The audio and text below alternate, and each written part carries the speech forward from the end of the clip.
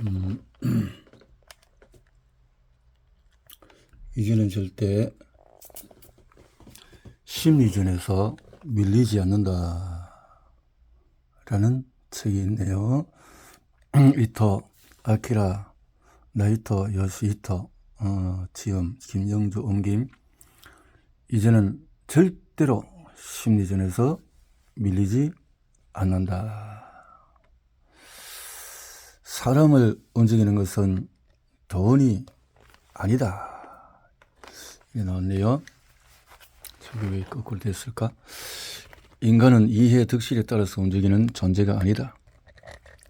사기꾼으로 불리는 악덕업자들이 토지의 부당한 전매에 열중한 적이 있었죠. 하지만 아무리 돈을 많이 준다 해도 조상이 물려준 토지를 양도할 수 없다고 일축해버리는 사람도 많았다. 그러니까 돈을 추구하는 사람은 돈으로 다 될 줄 알고 생각했는데 하와이 마우이도 그렇죠. 그 토박이들은 원래의 전통 그걸 지키고 싶어서 조상들의 그런데 그것을 또 빼앗아 가려고 하는 어떤 기득권 돈 세력들이 있었다는 거죠. 자, 데이터를 적극 활용하라. 문제는 무엇을 아니라 이렇게 발상의 전환을 시도해라. 바디랭귀지를 간파하라. 무기가 되는 심리 법칙, 유죄 증거 제시, 순서에 따른 판결의 변화, 강간으로 유죄, 미수 유죄. 페닝턴은 이 결과를 이렇게 해석한다. 처음에 결론을 내놓으면 상대는 그 결과를 머릿속으로 몇 번씩 걸쳐서 반추한다. 이런 행동이야말로 인간 기억 속에 강하게 남는 것이 아니겠는가 하고 반문한다.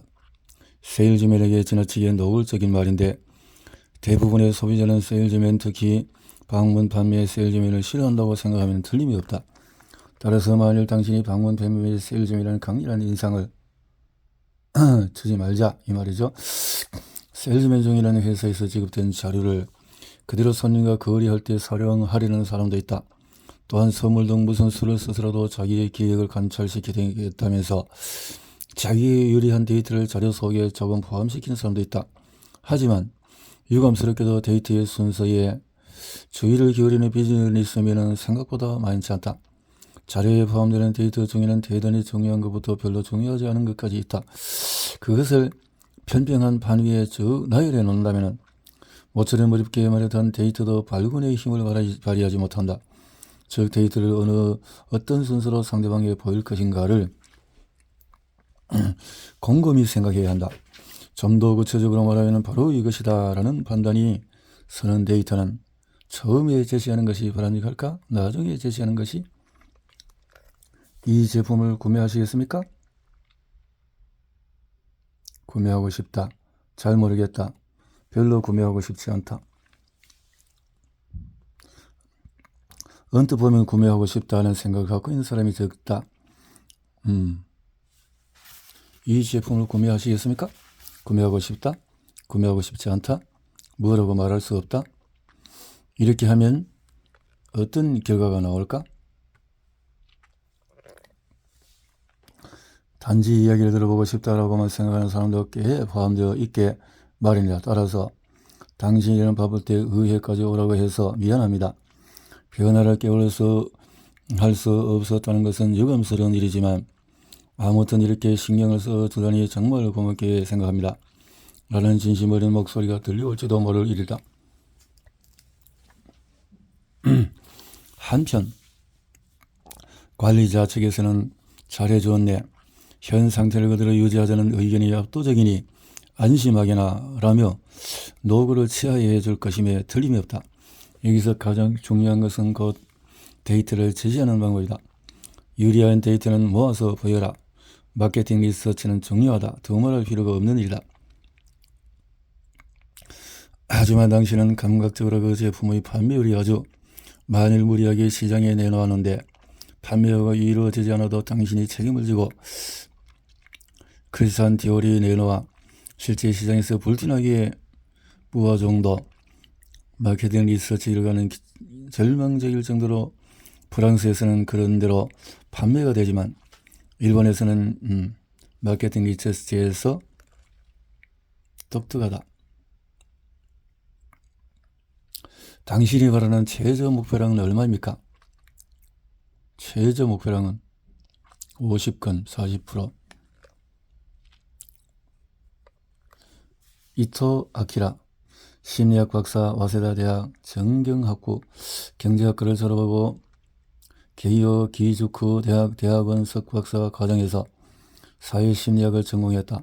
특히 심리학을 경영행동 여러 잡지에 지속적으로 글을 발표하고 있으며 라디오 등 언론 매체에서도 활발한 활동을 펼치고 있다. 주요 저서로 인간관계를 좋게 만드는 강의, 연애와 사랑의 심리학, 연애과학 강의 등 다수가 있다.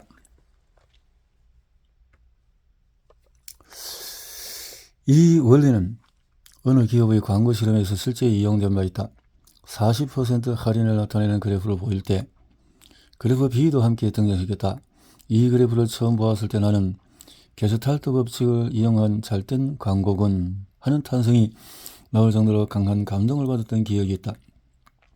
이 광고를 본 사람은 아마도 40% 정도는 부족하다는 인식을 했음이 분명하다. 그러나 이 광고를 본 국민의 어느 정도가 이 이미지에 속지 않고 정상적인 판단을 냈을까? 물론 이 회사가 겸허하게 광고를 이용했다고 말하는 것은 아니다. 눈에 두드러지지 않으면서 인간이 지닌 심리를 데이터로 만드는데 효과적으로 활용한 경우라고 생각한다. 불리한 데이터는 나누어 보여주라. 당신은 화장품 판매원, 당신의 회사 능력제로 운영되고 당신이 이제 막 중간관리자의 위치에 서게 된 사람이다. 따라서 젊은 사원들의 의견과 관리자 측의 의견을 절충해야 하는 입장에 처해 있다. 이때 이 난국을 어떻게 해결하겠나? 당신이 먼저 고려할 상은 젊은 사원의 목소리를 무시하고 잠재우는 것이다. 하지만 이 작전은 너무 억압적이어서 젊은 사원들의 의욕이 떨어져서 근무태만 같은 부작용을 일으킬 가능성이 있다. 그렇다고 도정의 작전을 바꾼다면 신입 사원들에게 좋은 인상을 얻겠지만 관리자 측에서는 그 친구 도저히 감독 능력이라고는 없군 신임을 얻지 못할 것이다. 이런 경우 처음에는 젊은 사원을 한 명씩 술집으로 데려가서 이야기를 들을 수 있겠지만 이런 식으로 해나간다면 시간과 금전적인 면에서 효율성이 떨어진다. 이런 상황에서는 역시 데이터로 이야기를 전개해 나가는 것이 방법이다. 데이터로. 문제는 무엇을이 아니라 어떻게 보여주는 거다. 어떤 통계 자료에 40%라는 수치가 나와 있다면 당신은 그것을 어떻게 평가해야겠는가? 시장 점유율이 40%라고 하자. 당신이 회사가 이 분야에 상당한 영향력을 갖고 있다는 것을 강하게 어필하고 싶다고 하자. 이 경우에 어떻게 하겠는가? 그래프를 조금 바꾼다면 당신은 높은 효과를 얻을 수 있다. 오른쪽을 보기 바랍니다. 동일한 수치를 나타내는 그래프 A와 그래프 B가 많다. 자사 40%, F사, 기타 등등등. 자사, 우리 회사는 이렇게 안정적입니다. 라고 했을 때 데이터를 적극 활용하라. 어떤 현상을 나타내는 데이터는 상당한 효과가 있다. 하지만 상황을 객관적으로 나타내는 데이터는 보는 방법과 보이는 방법에 따라서 인상이 완전히 달라진다. 빨리 말할 것인가, 천천히 말할 것인가. 상대방을 설득하려고 할 때 이야기 내용만으로 승부할 수 없는 경우에는 일단 빠른 어조로 말해야 한다. 예를 들어서 상사가 출석하는 회의에 의견을 말하고 싶은데 보유 데이터가 그대로 실릴 정이 없다면 자세하게 설명할 필요는 없다. 그는 가능한 빠른 어조로 자신의 의견을 전개한다. 심리자 패구는 카운슬러 몇 명을 모아놓고 환자의 마음을 병을 치료하는데 어떤 특징인지 조사. 우리가 일반적으로 알고 있는 것이 인부 및 따뜻 이런 거. 이적이 효과적인 활용을 위해서 일반과 마찬가지로 심리법 대충 이런 것을 끝내지 말고 머릿속에 깊이 새겨들수록 실전에 이용할수록 몸에 익숙해질수록 한층 가치가 높아질 것이다. 심리전이다. 시선만으로 입을 열게 하는 법. 말이 없는 부하 때문에 부하 때문에 어려움을 겪고 있는 당신. 요즘은 자신의 의견을 잘 말하지 않는 젊은이가 많다. 이런 분임을 늘어놓는 경험이 있는 비즈니스맨에게 가장 적합한 심리적인 테크닉을 소개하고 싶다. 그것은 회의가 조용해졌을 때 유효하기 때문에 특히 많은 말을 시키고 싶다는 생각을 가진 사람이라면 누구도 응용해 볼 수가 있다. 무기가 되는 심리 법칙. 광고학에서 잘 알려진 사실이지만 유머를 주는 광고는 사람의 주의를 끌기 쉽고 더욱이 기억에 오래 남는다고 한다. 따라서 남성은 한동안 만나지 않아도 그 사람이라는 인상을 남길 수 있는 최저한의 유머 감각을 키우는 것이 중요하다. 왜 내 웃음은 효과가 없는 걸까 하고 낙담하기 전에 상대방의 기분을 부드럽게 만드는 유머 감각을 내 것으로 만드는 훈련을 하자. 함부로 너를 마주치지 말라. 어떤 비즈니스 체계는 반드시 등장하는 원칙이 있다. 그것은 상대방의 눈을 보고 이야기하라는 것이다. 눈을 보고 이야기하라는 것이다. 눈을 쳐다보는 것이 오히려 실패를 부를 수도 있다. 어떨 때는 다시 말해 상대방의 눈을 무리하게 보고 있다가 자신의 발목을 잡히는 일이 생길 수도 있다. 이것은 반드시 기억해야 될 필요가 있다. 한미 심리학자 엘스워스 연구팀이 행한 실험 결과는 다음의 같은 놀라운 법칙을 들려준다. 어색함을 느끼는 상대방에게 시선을 마주치려고 해서는 안 된다. 그런 사람과 자주 눈을 마주치려고 하면 그는 틀림없이 당신을 싫어할 것이다.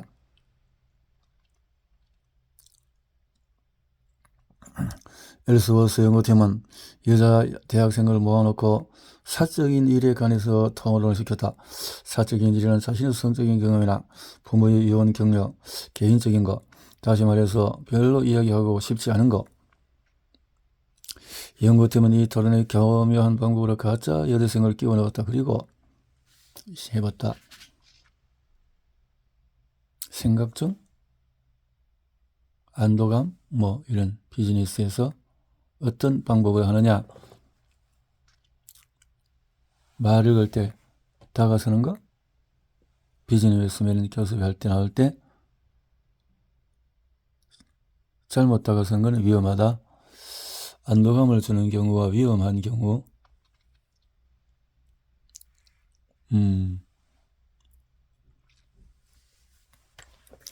그때 우리 김주아 강사가 이런 책을 많이 활용한 것 같습니다.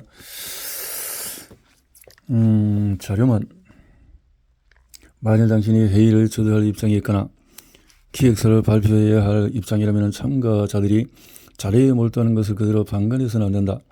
이렇게 되면 아무리 훌륭한 자료를 해도 당신이라는 한 개인에 대한 아무런 인성도 남길 수 없기 때문이다. 어쩌면 무능한 사람이란 낙인이 찍힐 수도 있고 당신에 대해서 무관심해지는 상황에 빠질 수 있다. 이렇게 되면 출세란 당신에게서 멀리 떠나고 말 것이다. 업적이 부진한 세일즈맨도 이와 유사한 함정에 말려드는 경우가 많다.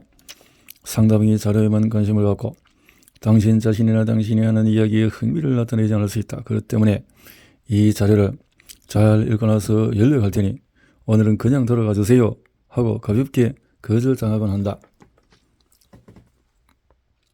자세한 설명을 하면 큰 소리를 지르는 방법은 자료를 읽고 있는 상대방을 의식적으로 방해하는 테크닉이어서 오해를 불러일으킬 가능성이 높다. 한편 파워리프트는 이것보다 훨씬 자연스러운 방법이다.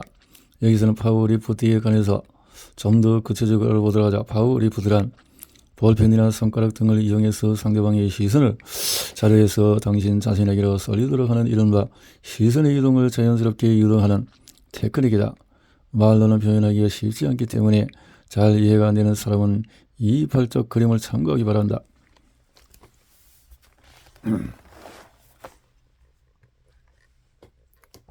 절대로 눈을 깜빡이지 말라.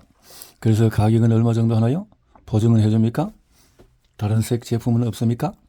비즈니스 세계에서는 자신에게 쏟아지는 질문 공세에 대답을 하지 못해 곤란을 겪는 경우가 생기기 마련이다. 침착하게 있으면 대답할 수 있는 것도 무참히 잊어버리는 일이 빈번하게 발생한다. 이런 상황은 사람을 혼돈 상태로 끌고 가기도 한다. 심장의 고동 소리는 높아지고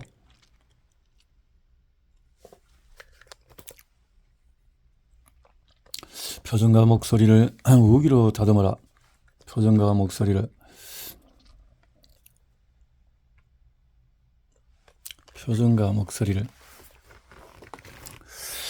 단순한 테크닉이라고 가볍게 보아서는 안 된다. 자료만 보는 회의 분위기를 깨려면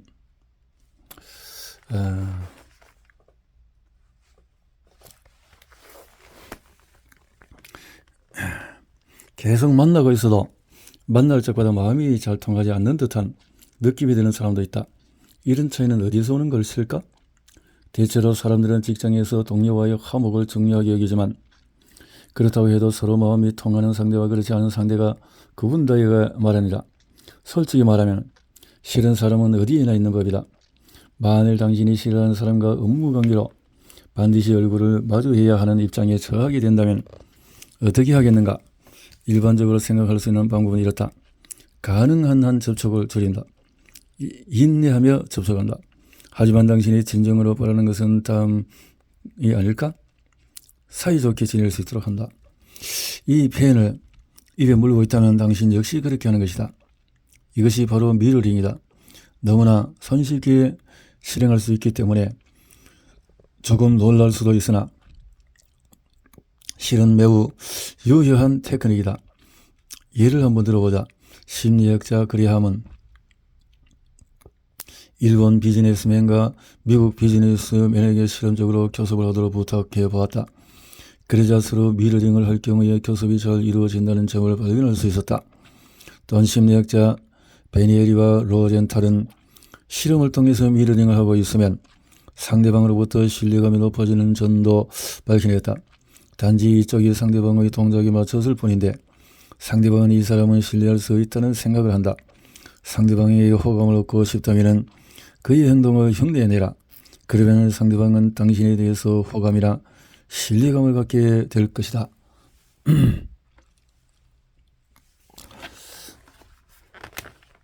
대학에서 이론 물리학을 가르치고 있는 교수는 강당에 있을 때에 학생들에게 친절한 인상을 풍기는 말을 절대로 하지 않는다. 그러나 일단 홈그라운드인 대학을 떠나면 엄격한 대학 교수는 마음씨 좋은 아저씨가 되고 만다.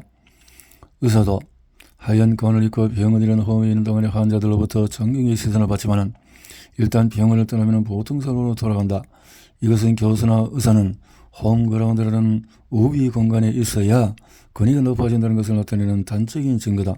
다음에 설명하는 예를 잘 생각해 봐주기 바란다. 당신이 길을 걷고 있는데 누군가가 다가와 저는 의사입니다. 가만 보니 당신은 췌장이 약하신 것 같은데 약을 좀 드십시오 라고 말하면서 약을 한 움큼 지어줬다 하자 당신은 고맙습니다 하고 말한 뒤 그 약을 먹겠는가? 아마 당신은 절대로 그러지 않을 것이다.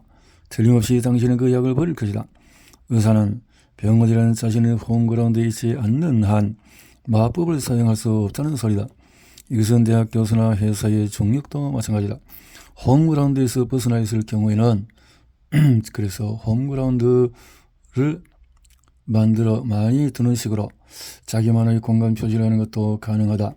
그것에서 상세히 이야기를 드리면 된다. 누구든지 자신의 의의 공간을 만들 수 있다. 찻집이건 복사실이건 자신이 원하는 대로 자기의 공간을 남자는 물이 끓이는 곳에 모이는 자들에게 위압감을 느낀 일이 있을 것이다. 홈그라운드에서 교섭, 간청을 하게 되면 상대방의 마음을 당신이 생각하는 대로 움직일 수 있게 된다는 것은 심리학적인 관점에서 봐도 틀림없는 사실이다. 그렇군요.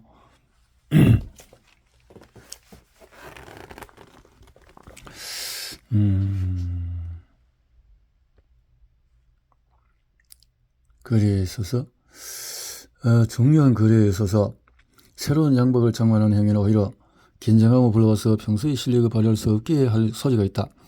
몸에 익숙한 양복이 좋은 무기가 될 수 있다. 수험생이 시험 볼 때 평소에 사용하던 지우개와 연필을 가지고 수험장에 들어가는 것은 심리학적인 측면에서 보면 아주 당연한 행위라고 할 수 있다. 그럼 이제 결론을 내려보자.